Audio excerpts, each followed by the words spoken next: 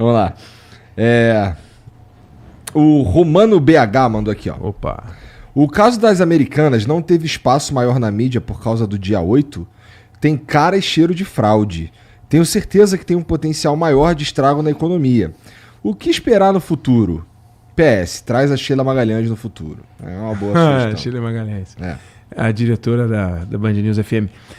Eu acho que a cobertura do caso Americanas tem espaço, tem cobertura, tem grande. Ali a gente está diante ou de um erro pavoroso ou de um maior caso de fraude do mercado acionário da história do Brasil. Uma coisa espetacular. Gravíssima. Muito grave. Você tem ali uma prática inadequada e provavelmente criminosa e que vai ser apurada. Não tem como não apurar esse troço. E é interessante, eu falava com o Tramontina aqui antes da gente começar a gravar, né, a transmitir. Digamos que você quisesse, Igor, hoje comprar uma ação de uma empresa com gestão controlada.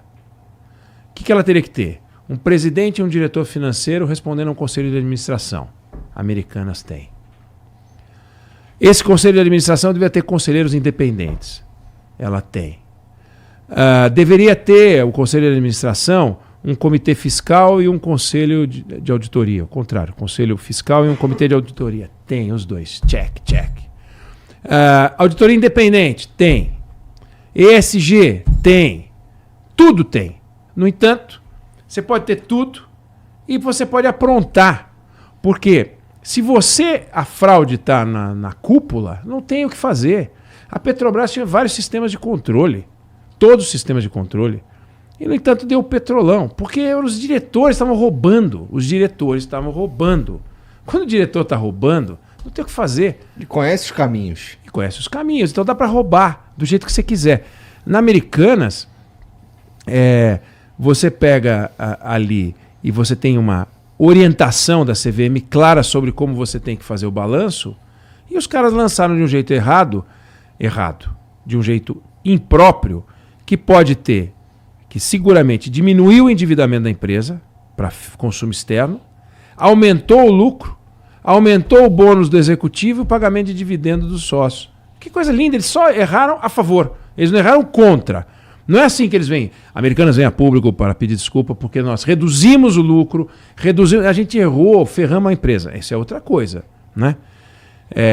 Agora, quem é que está culpado? Todo mundo fala, a empresa de auditoria. A empresa de auditoria não é Sherlock Holmes. Eles não são detetives que o diretor financeiro entrega os papéis para ele e fala, você está de sacanagem, né? Isso aqui está cheirando mal. Não é assim. O cara fala, está aqui o relatório. Ele tem que olhar. Então tem um monte de rolo lá. Tem 2 processos da CVM, tem um terceiro processo que vai sair. A SEC americana, que é a CVM de lá, vai cair no cangote porque eles têm ADR nos Estados Unidos. Os controladores... E lá os acionistas entram na justiça e rapidamente a justiça toca o pau em quem... Se houver fraude... E aconteceu. O bicho pega. Porque o americano sabe que a ação é o maior bem a ser preservado. O dia que você achar que uma empresa de capital aberto, que é uma empresa pública, aliás, em inglês eles chamam de publicly company, ela é aberta, ela é pública, ela é do povo. Qualquer um pode comprar uma ação. Aí se você acha que aquela ação não traduz o valor da empresa fatiada, porque os caras estão sacaneando no balanço, isso é a coisa mais nojenta que você pode imaginar. Aí você fica vendo, você fala, mas se eu não acredito na Americanas, eu não posso acreditar em nenhuma. Por quê? Porque a PwC, que é a auditoria, audita um monte de empresa. Os controladores da Americanas investem num monte de empresa, eles têm negócio num monte de empresa. O setor de varejo tem muita empresa de capital aberto. Então o que eu faço? E ela é uma empresa de capital aberto. Então ferrou todo o mercado acionário brasileiro. O Jorge Paulo Lemann, o Marcel Telles e o Beto Sicupira, que são os 3 integrantes do 3G, eles tomaram uma chamada pesada na SEC americana, tiveram que pagar uma multa por fraude no balanço da Heinz, que é uma das empresas do grupo. Uma empresa que o grupo comprou. Uma empresa que o grupo comprou. Eles ali encontraram o rolo, tá lá na SEC, tá? Não é acho. E lá tá é rapidinho, né? Hein? É rapidinho. E rapidinho, não tem lá. conversa. E não tem conversa. Não vai, esse negócio, eles vão chegar. Não dá para esconder. E vão ter que refazer os balanços. e vão ter que rever aquilo. E outra coisa, pode ter o que eles chamam de callback. Os caras que receberam os bônus e vão ter, podem ter que devolver. E tem uma coisa, né? A pessoa que escreveu, né, falou assim, eu acho que está tendo uma cobertura, mas tem uma dificuldade muito grande, por exemplo, em televisão e em alguns lugares você tratar deste assunto é difícil fazer, transmitir essas informações que a gente está passando e todo mundo consegue compreender. Porque é um assunto sofisticado, não é fácil, né? E a hora que você começa, a hora que você desce em detalhes, fica uma informação difícil para boa parte das pessoas. Então isso também limita um pouco o espaço de cobertura de uma parte da imprensa, porque não é mole não. Aliás, hoje eu vi um comentarista falando o seguinte, o mercado financeiro tinha medo dos vermelhos que eram significados que eram representados pelo governo petista. E agora estão com medo dos vermelhos mais capitalistas que existem, os três grandes investidores das americanas, né? E essa fraude, possível fraude, ela é realmente praticada no detalhe. É no detalhe a discussão. É uma coisa chata porque ela é no detalhe. Você, quando compra algo de um fornecedor, você não está fazendo a sua empresa crescer. Você está comprando porque você vendeu. Então você compra uma televisão porque você vai vender uma televisão. Isso não faz a empresa crescer. Você compra 2 televisões porque você vendeu 2 televisões. Você compra 3 televisões, você vendeu 3 televisões. Você não está crescendo porque você está comprando. Você está crescendo porque você está vendendo, mas não porque você está comprando. Agora, quando você pega dinheiro no banco, aí sim, porque você vai abrir mais 10 lojas, 20 lojas. Então, o dinheiro do banco, que é a dívida bancária, é diferente da dívida do fornecedor. Essa daqui não gera crescimento, essa aqui gera. O endividamento que interessa para o mercado medir é dívida bancária sobre o EBITDA. E a hora que esse endividamento é controlado, porque eu jogo como dívida do fornecedor, o que na verdade é dívida bancária, eu seguro meu endividamento e posso me endividar mais no banco. E as pessoas começam a achar, pô, que empresa sólida, vamos comprar ação dessa empresa, vamos emprestar, vamos bombar.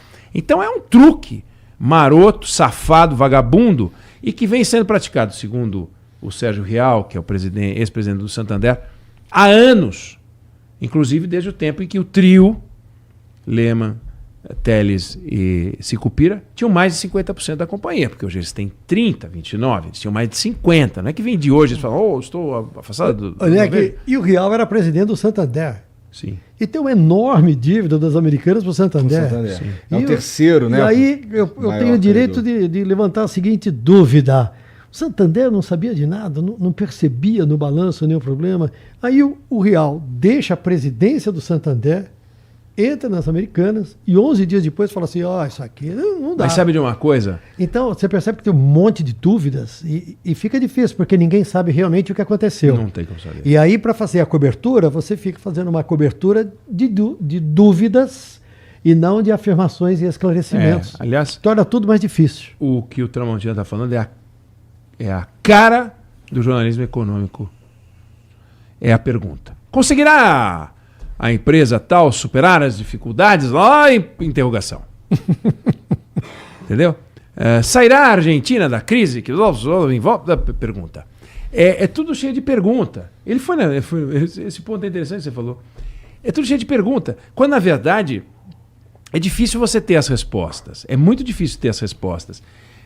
O Santander, ou Bradesco, ou BTG, que entrou com são os três pau em cima das americanas, eles conseguem ver o número da dívida deles, no balanço deles, e o número da dívida que a Americanas coloca no balanço dela. Se o número do Santander, no balanço do Santander, está lá Americanas X, e está X na Americanas também, ele não tem como ter transparência daquilo. Então ele diz, está certo no Santander. Então, se tiver diferente no Santander, de repente, o que você está falando, ele chega, olha o balanço, e aí ele encontrou um negócio esquisito. Vamos ver, o Sérgio Rial, era um cara que ganhava quase 60 milhões de reais por ano como presidente do Santander. É um executivo muito bem pago. Esses dados estão na SEC, o salário dele. Hoje é presidente do Conselho do Santander e até março, abril, ele é presidente do Conselho de Administração do Santander. Venceu o tempo dele, ele deve ter recebido uma proposta extraordinária, deve ser um negócio... Um cara ganhava 60 milhões por ano, imagina o que ele recebeu para ir para as americanas, né? Uhum.